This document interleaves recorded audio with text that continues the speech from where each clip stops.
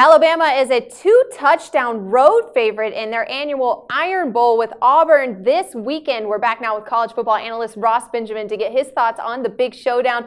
Ross, this particular rivalry usually turns out to be a pretty good game in my opinion, but Alabama has the top defense in the nation. They're averaging just 2.8 yards per carry, and Alabama has been particularly productive on the road this season, covering the spread by an average of 19 points in their road games this year. Now, I know you're not a huge fan of laying points on the road, so what's a smart play to make in a situation like this one? Very observant observations by an astute young lady.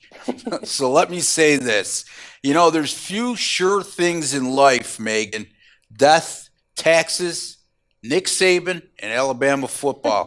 Since Nick Saban has arrived in Tuscaloosa, this team has been just either contending for a national championship or right on the cusp like they are right now. 93-12 in the last 8 years, 3 national championships. They were in the national semifinal a season ago where they fell to eventual champion Ohio State. And this year, barring an upset against Auburn in its regular season finale or in the SEC final against Florida, assuredly we'll see them in the college football playoff for the second year in a row. Now, Auburn, on the other hand, you know, not many people remember early on in the process here, a lot of so-called experts, I should say, predicted that Auburn was a legitimate national title contender this season. Well, that talk all ended as the calendar month turned to October, as they were 2-2 at the end of September.